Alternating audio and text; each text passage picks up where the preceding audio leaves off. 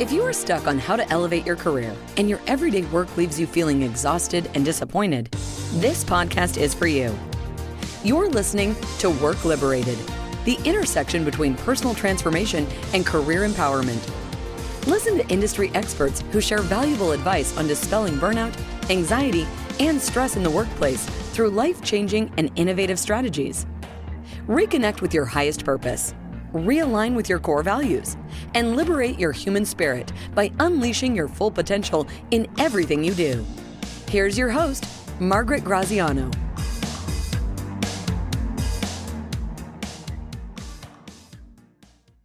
Today, I have a guest with me, Jeff Willmore.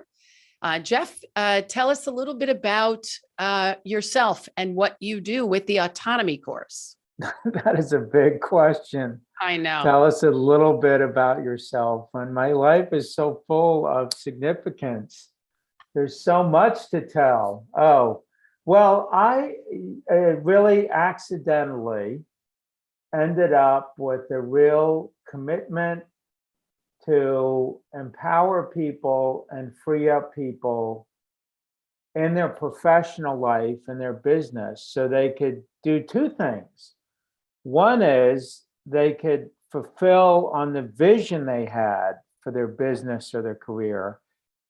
And at the same time, they could do that without sacrificing their life to do it, which is kind of what we expect. In fact, we even highly admire that, when we hear of someone who sacrificed everything to make X business happen, it evokes admiration often. So I somehow got committed to that through my own life experience and have been devoted to that. And that's how the Autonomy course came to be. Great. Yeah. So we're going to talk a lot today about the Autonomy course, but we're also going to talk about how Jeff and I know each other. And so we were talking earlier, and I think it's been over 20 years. Mm-hmm. And I met Jeff because we were both program leaders in the same organization. He was a senior program leader, and I think I was a junior program leader. And at that time, both of us had a commitment to, my words, not his, you could say for yourself, but really to give people access to freedom, power, and full self-expression. I'll never forget those three. Yeah. I mean, at the time I was doing recruiting, and I was so inspired by the avocation of helping people or empowering people to gain that freedom that I decided I wanted to do it as a career. And that's when I started Keen Alignment. And for you, Jeff, you've been facilitating transformational programs for how long, and how many thousands of lives have you empowered? Well, it's over 30 years now. It's like, wow, it goes by in a flash. So it's over 30 years, and it's probably 300,000 to 400,000, somewhere in there. Wow. So, yeah.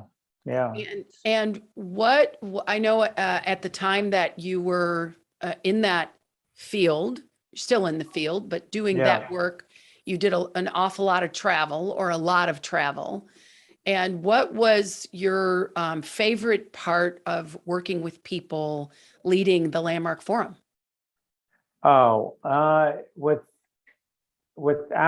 of all, I found people just incredibly interesting. And I don't think I ever had that before, but somewhere in creating that career for myself, I ended up really falling in love with how different and strange and unique people are. And in fact, I remember someone in a forum saying to me afterwards, you really do your job well, because you actually make it appear like you're interested in the stories we tell. And I'm sure you've heard it all before. And I said, well, yeah, in a sense, once you've been in front of enough people, it's like you've heard this before, but it wasn't like that for me. I actually was interested. And without question, the part that made it all worthwhile is when you saw someone in front of your eyes be freed from the constraints of their past, whatever that was, whatever that happened to be. That was the whole point. To see someone get free of the burden of my dad didn't love my dad was never there for me and he didn't love me, or to see someone be freed from the self-assessment that I'm just not that smart and therefore I have to compensate with hard work, and all the different versions of that, many of which we don't even know that we have. Yeah. To see people get free from that, that is the whole point, huh? Yeah. So when I did my very first, I would say my virgin voyage of a transformational program, a gentleman by the name of Bruce Hodes came into my business and said, Margot, which was I was going by back then. He said, which one of your parents was the alcoholic? I said, why would you say that? He said, because you're running an extremely codependent company. And it's, in my opinion, and my view, it's a sign that somewhere along the line you learned that that's the way you needed to caretake everybody. And he nailed it. My father was the alcoholic. He nailed it so clearly. He said, I want you to do this program. It's only 3 days in an evening or something like that. But whatever you do, don't volunteer. Turns up, I not only did the program, I volunteered, and he's to this day still volunteering. Yeah. But what I saw in that for myself is that I had related to work like I had to be successful and that it was going to be hard. Mm-hmm. And up until that point, I think it was I want to say it was like 1996, maybe. Yeah, I think so. Up until that point, my life was a money generation machine. Mm-hmm. And I didn't think anything was wrong with it. And as a matter of fact, I didn't even know that I was doing that until I sat in a room and heard people talk about how they worked and how there was so much more freedom and joy. And I loved what I was doing, but I was working too hard. Fast forward now, all the way, 30 years later, and I'm still working hard in a completely different business. That business was a manufactured stress crisis waiting to happen. It was a staffing firm. So it's like an emergency room. They call you up and they say, we need 12 people or we need 14 people. And if you don't get those people in a matter of, I think we had a 20-minute fill, like an industry standard, you have to fill the job in 20 minutes. Crazy. So it was the most, 2008, I sold that business. It was the most freeing experience of my life. And even though it generated a lot of revenue, I was super happy to move on. And then I created Keen Alignment. And, I took a lot of time off in between, created content, did some coaching of people. But now we fast forward to 2022, and I'm working a lot less hard. But what I see is everyone around me is working hard. Yeah. All my clients are working really hard. It is a badge of courage to give up time with the growing children to be with the job. It's like an honor or something. And why I was attracted to the Autonomy course is I'm 57 years old. I know I have a lot to give, and my clients would say I have a lot to give. And I don't want to go into my retirement, like I'm not going to retire, but I don't want to go into my golden years, even though I don't feel like I'm in my golden years, struggling to have a business that works. I want a business that works without me calling all the shots. I want a business that people want to be a part of, like a community, but that people join as community members, not employees. Does that make sense? It does. does. So tell me how the autonomy course is going to help me, and in that way, how it's going to help anybody else who's Yeah, interested in yeah, autonomy in their career. yeah. Well, this thing of hard work is the answer. While you experience it, all of us have experienced that or do experience that personally. As I like to say it, it's not personal. It's a inherited tradition. It's a inherited conversation that you step into the workforce and you've stepped into. That is the ultimate answer. Whether you even ever talk about it or say it, although we do plenty, you need to work harder. You need to put in more effort. It's what's sold. It's what's promoted as how I got to where I am, how I achieved what I achieved. If you listen to, as people tell those stories about themselves, be it Lady Gaga winning the Emmy, talked about how hard she worked, Yeah. and on and on and on. And Kim Kardashian talked about how hard she worked too. Yeah, yeah. So now that's a necessary skill. There are many people who've never developed their muscle to work hard, and it costs them at their ability to fulfill on their commitments, goals, dreams, all that in life. It will cost them because there are times you need to be able to deliver. And the only thing, and it's going to take hard work. However, it's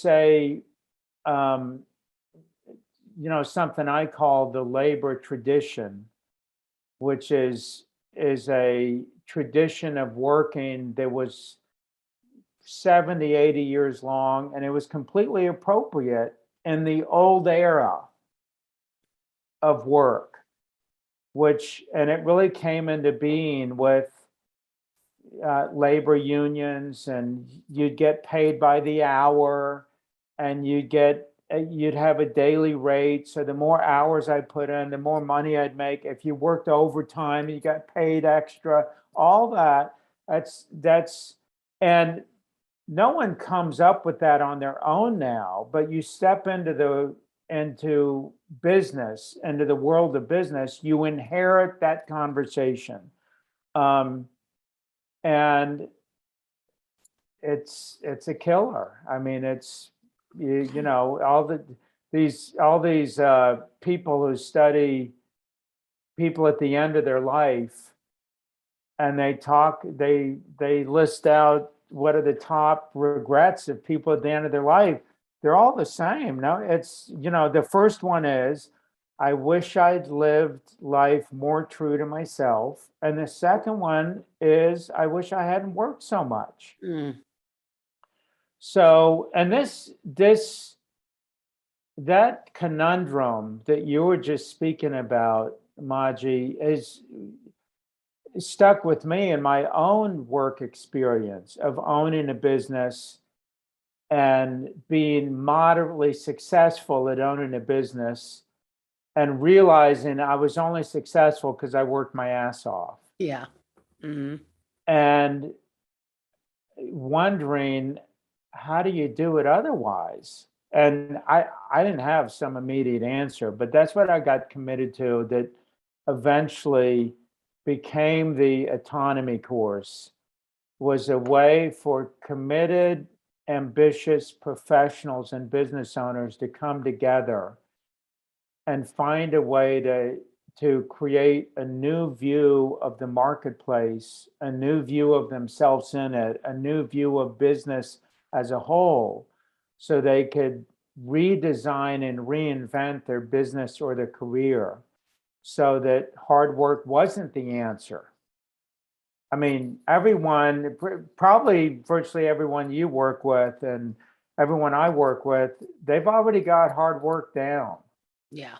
I mean, you don't make it to where people make it to without that ability to press through and do the all-nighters at college and so on.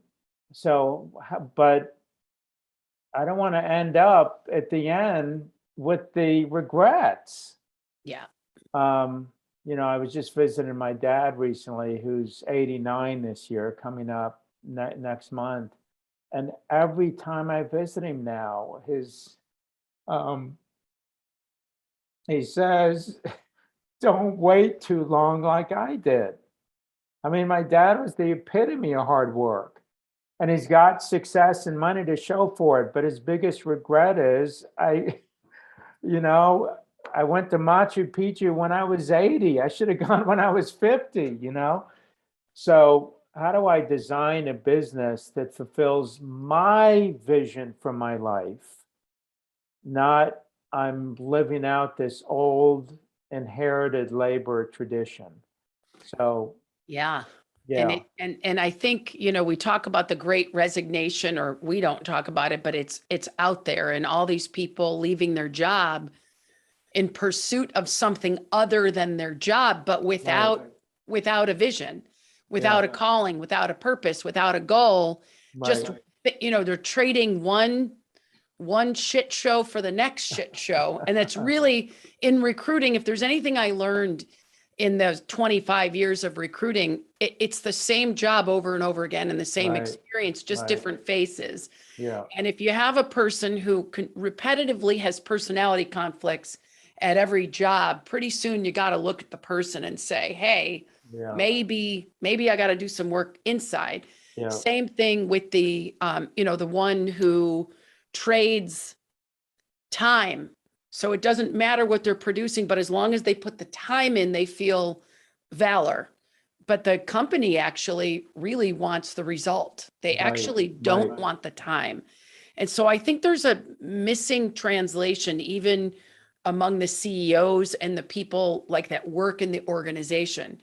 Because if you get alone with a president, CEO, they really, all they want is the results. Right. They would rather have it take half the time, half the effort, leverage technology, leverage teamwork, but the translation downstream doesn't make it, because people really, they'll come to their performance review with how hard they worked. Right. And how much effort they put in, and then they're confused when they're not appreciated for it. Right. Yeah. So how do you change an entire paradigm of the world of work? Yes. Yes. And you people leaving, you brought up the Great Resignation. I can't remember the game show where the game show host would say, show them what they've won, and pull the curtain back, right? So if you think you're going to work less owning your own business, now that doesn't mean don't do it, but you're exactly right that I most often will take myself from here to there. What's that old, I think it's well, I can't remember where it came from, is the problem with moving is you have to take yourself with you, So yeah, that's a I mean, what you're asking is just dead on. And the place, we start two places, and the work Richard and I do in the Autonomy course. First, we start with, if you were going to align your life, which includes your business, your work, if you're going to align it to something, what would you align it to? And it's pretty surprising, given, we engage with pretty already successful, intelligent, committed people. We don't have an answer to that. I mean, I can remember asking a $1 billion hedge fund founder and owner, why are you doing a hedge fund? And it was silent. And then finally he said, I don't know. I mean, I knew why I was doing it in grad school when I came up with this what I thought was a anomaly and a brilliant idea. And so I started this hedge fund from nothing, but I have no idea why I'm doing it now, 20 years later. So we start with, if you're going to align your life and your business and your work and your profession to something, what would it be? And the answer we propose, it would have to be something that's profoundly inspiring. I mean, wouldn't it? It would. Why would you align your life to something that's boring or something that doesn't inspire you? So we start there, and then parallel to it, the other place we start with is, okay, before you can actually design something new or reinvent your business or career, you first have to get honest about what it is now.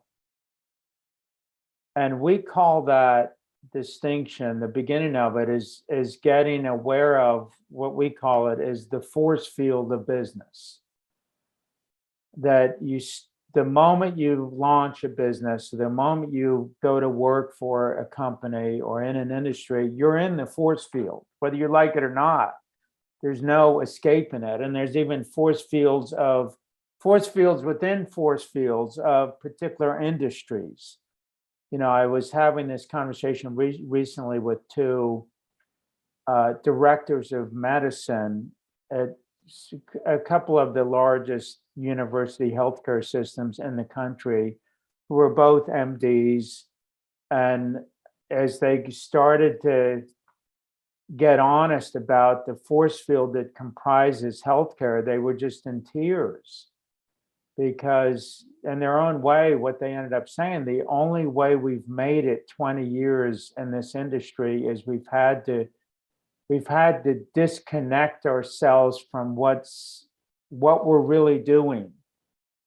And if we can experience one victory a day, it keeps me going.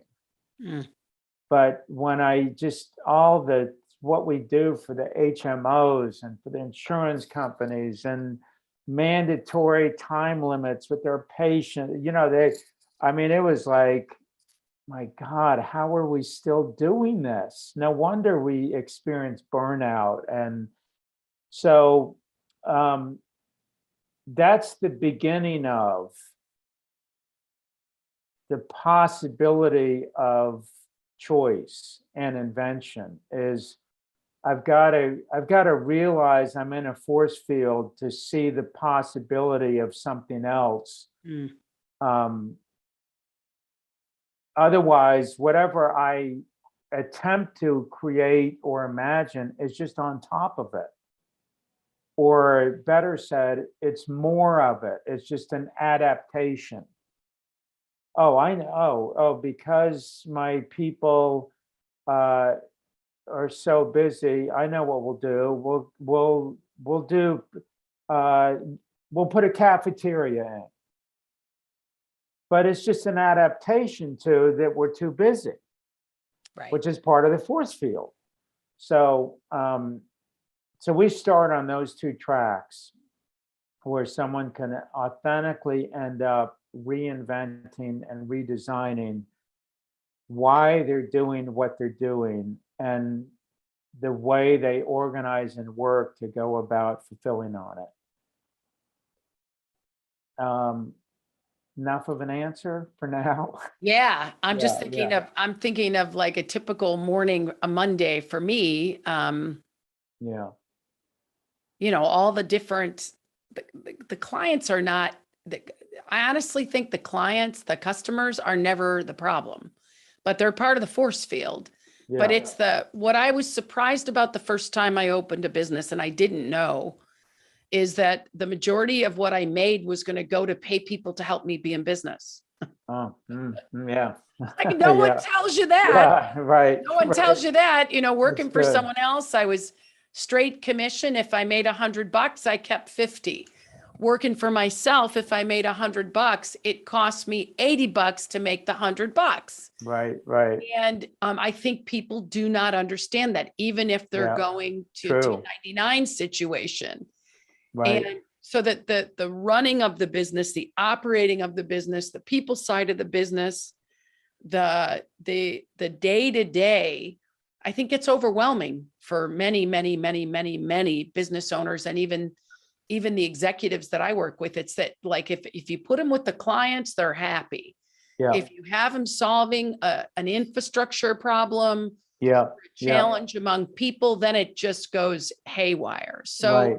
what do Yeah. you recommend for people that are really committed to liberating their work experience, Yeah. whether they're an employee or whether they're a business owner or starting their own? What do you recommend people do to stay true Yeah. to, Yeah. to their own truth about why they're there and what they want to do? Yeah. Boy, that's such a powerful insight. And it's so true that not always, but in many, many cases, a professional authentically loves what they do. Like the massage therapist loves doing massage, or the uh, software designer loves coding, or whatever the case is. But the moment you put that into a business where you've got to deal with all those things you were mentioning, as well as the making money part and the profit part, and it's all of a sudden the likelihood that what I love to do is now going to get polluted or prostituted by this whole making money thing, and what I have to do to, oh, I've got to market, but I don't like marketing, but I have to do it. Or I need to promote. I don't like how we promote in this industry, but that's just how we do it in this industry. So I've got to grit my teeth and, all those things we put up with and tolerate that we're not proud of, or that we don't love doing. So I don't have an answer to your question. Like, what would I recommend? Because it suggests that there's an answer for someone. And what we found is the only answer has to be invented. And it takes what I call a triumph of imagination. And the answer they invent will be unique to them, their business, and their industry. And it won't be something that they mimicked or copied off someone else, which I think the world of business and the force field of business is just notorious for that. Yeah. Is people mimic and copy. And the more we do that, and it often takes the form of best practices. And, I have something I repeat often is best practices guarantees mediocrity. And it's very different than we've invented our own standard for our work and our company. And it's a stand we take in the marketplace. We don't do it because it's a best practice. We do it because that's us. And that's why we do this. And that's why we're doing it this way. So, and that, that's that answer. I know people may not like it, but because it takes some time. You rarely invent something in a single moment of inspiration. I mean, every now and then you get some of those, but someone I know well, who's happened to have led the forum for a while back, who's a multi-Grammy Award winner. I remember him talking to me about the process of creating these amazing songs he does. And sometimes it's years. So if I'm actually going to invent a business that's unique to my vision, and allows me to live true to what I've said is most important about my life. And at the same time, generates commercial success. That's a triumph of imagination. That's a process of design and inventing. But you can do it. I mean, it's not that it's not possible. It may not be easy, and that's a different kind of hard work. That's the work an artist does when they're creating. So, Okay. I'm yeah, excited about what I get to create. So one of the yeah, assignments that you gave us before the class started was to answer for ourselves, and I'll probably get it wrong, but how do we define career? yeah, Something like that. yeah, And I remember when the assignment came, I said, "Oh, for goodness sakes, I've gotten people jobs my whole life. I know what a career is." But I got over myself because I wanted to do the homework or the yeah, prep work. yeah, And so I sat with that, and it got really confronting because what I would describe as my career doesn't fit in with any stereotypes of what a career good, is. I think good, you yeah, think career and you get your degree and then you go here and then maybe if you're lucky, you go here and then you go here and you go here and you go here. And then maybe if you're lucky, you got a gold watch. Well, that evaporated 25 years ago. So now in Silicon Valley, sort of looks like this: bing, bing, bing, bing, bing, bing, right, bing, right, bing, bing, bing. And I forget that Maynard someone, the guy who created PayPal, wrote a book called Be the CEO of Your Own Life. And I think, as part of a pitch for PayPal and, selling stuff online. But it was really also about nobody's coming. right, right, No one is taking care of your career but you. yeah, So for all of those people watching that are not business owners, that are either in a job or thinking about a job or hmm, wishing they had more fulfillment in their work life, what would be something they could do, like a takeaway from watching this or yeah, listening to this, yeah, that they could do to feel a little more aligned or a little more fulfilled with what they're either doing for a career or what they want to do? yeah, yeah, very good. Yeah, it's before I wrote that paper on what is a career, I believe the title is what is it a career? And then parenthetically, looking from an ontological and phenomenological perspective. So for those of you listening or watching, very simply, it's not what is a career as a definition. It's what is a career in a way that creates and says a significant dimension of who you are, of what your life's about.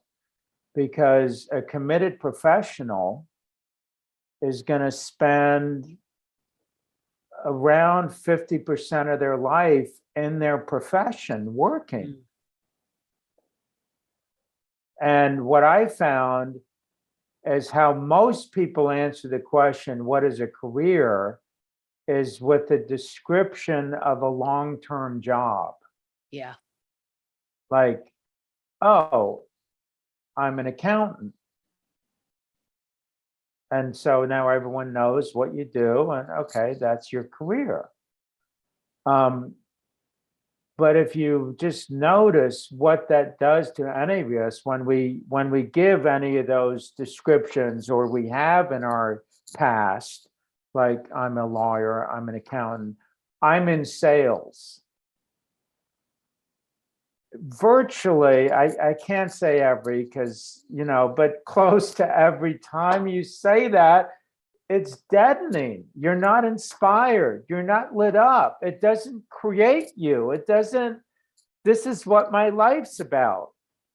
So in answer to your question, the first place someone could start, besides come spend a year with me, right, is if you didn't describe your career with a inherited label, and instead you were actually going to state your career as a declaration of why you're there and why you're doing it and what you do, and the saying of it lit you up, what would you say? So if instead of my career is I'm a teacher, if it was my career is I work with students so they can be their best selves in their world. Now, I just made that up, but that's got more juice for me than I'm a teacher. I am a teacher, which I know is easy shorthand and no one has to think when we say things like that, which is part of the point of it. No one has to think. I don't have to think. You don't have to think. Well, let's take it even one more step. So when I am a teacher, the first thing I think of when I meet somebody and they say I'm a teacher is grading papers. Yep. Summers off. Yep. Totally frustrated. Yep. Rarely do I meet somebody who seems inspired by being a teacher, and then they make movies about those people. Yeah. So I think it could be for anything, right? Anything you do. It's either coming from a place of self-actualization, like I am fulfilled, this is fulfilling me, or it's something I have to do. Yeah. To get a paycheck. Yeah. Well, almost for sure, just using teaching as an example, I didn't go into that, or someone didn't go into that because of the incredible pay. Right. Or something. And yet in the description of myself as a teacher, I end up disconnected from why I went into it in the first place. Yeah. And the business of teaching has me being farther and farther from it, more and more divorced from it. So finding a way to speak my career as a possibility and in a way that connects me to my heart and my soul and why I'm doing this each morning. Why am I grading these papers? Oh, because I'm empowering these students to live as their highest and best self. Now, I'm still grading the papers. Yeah. But I've got a different experience of grading them then. Yeah. Yeah.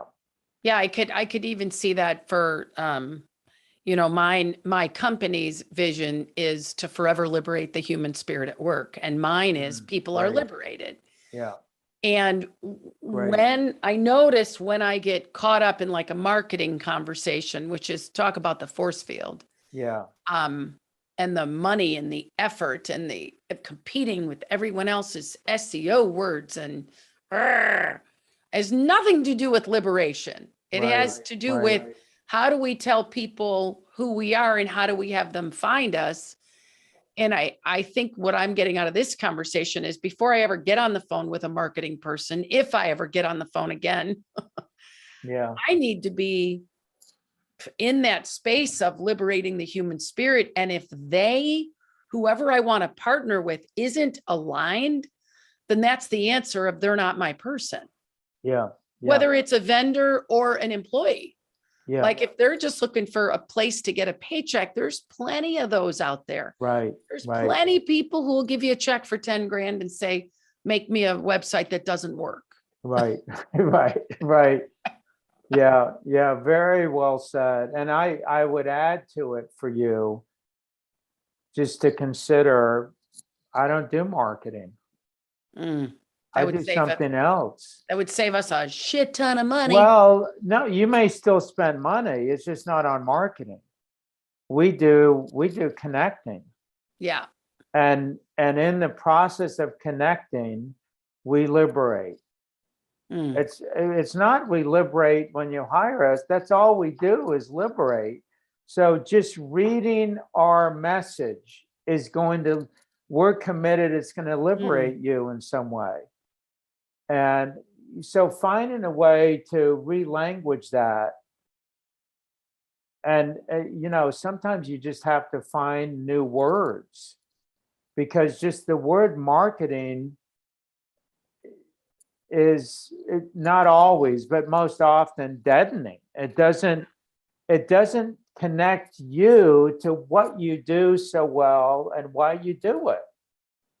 And then, and this is a great example, as brilliant as some of those digital marketing companies, whatever it may be, and they come to you and give you advice, they go next door and they give the same advice. Yeah.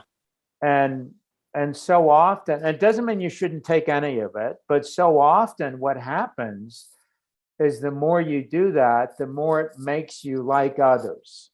Right. And you're not.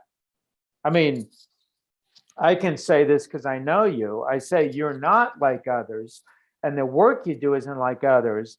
But if I go through that process, that piece of the force field called marketing, it makes me like others. It is. It's like a, I hate to say Me Too because of the Me Too movement, but it is like, oh yeah, I do that too. Yeah, that too. Yeah, I do that too. Yeah. Yeah, and so somebody is going to, or whoever is listening is going to look at what fulfills me and what is my life about. And then easier said than done, but they go out and they start looking for a job. The force field will have you apply to 150 jobs. Most of them you're not qualified for, but someone is saying, go apply, go apply, go apply. I would say, from my background in recruiting, figure out what your life is about and then personally call those places. Don't apply for a job. Yeah. Call those places, talk to them. It's how Vivian, who's you met earlier, it's how she got this job. Yeah. She reached out to me. There was no ad that I knew about. There might have been an ad. Right. We didn't go that way. And she said, I want to empower women. It was something about empowering women. Yeah. And I realized that that's what you guys do in this Ignite Power program. And whether I had a job or not, I was definitely going to talk to her. Yeah. Yeah. Because we were kindred spirits. We were both interested in the same game of life. Right. And and I would recommend for people Brilliant. that is the way to find something that is in alignment with you versus just looking at the job and what it pays, right, and that it's in a good location. Because if you're going to spend 50% of your waking hours at work, it might as well be something that you enjoy doing. Yes. Yeah. Well said. So well said. We are coming up on 45 minutes, right, Vivian? Yes. And so, Jeff, one more time, how do they find the Autonomy course? Someone can go to the website at autonomycourse.com, or if someone wants to email me, jeff@jeffwillmore.org, and it's Wilmore with 2 L's.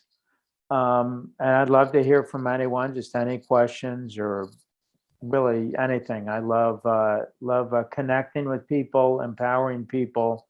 So feel free to reach out. And thank you for being with us here today. And I'll see you in August, if not sooner. Okay, great. Thank you very much. All right. Bye-bye. Bye, everyone.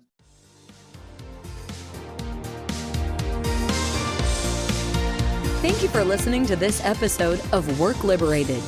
May these nuggets of wisdom from the most inspiring human potential catalysts today guide you in becoming someone who can work exceptionally with others and accomplish goals inside the collective. Continue your journey as a fulfilled and self-actualized person by listening to more episodes at www.workliberated.org. Don't forget to subscribe, leave a positive rating, and share with your friends. That's all for now. See you on the next one.